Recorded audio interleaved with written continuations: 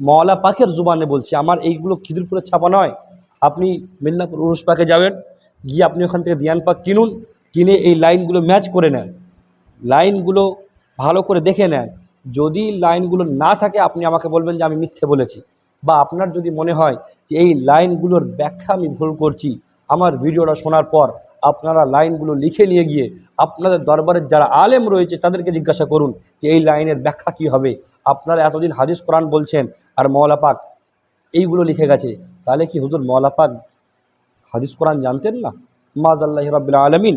আসুন, কতটা মওলা পাক নিজে হযরতের 4 ইয়ারকে ভালোবাসতেন এবং হযরত আবু বকর সিদ্দিককে ভালোবাসতেন। কেমন দেখেন যে मिला है फैज़ उस इब्न नबी को 4 यारों से। मौला पाक लिखছেন কি, मिला है फैज़ उस इब्न नबी को, इब्न नबी अर्थात गौसे पाक के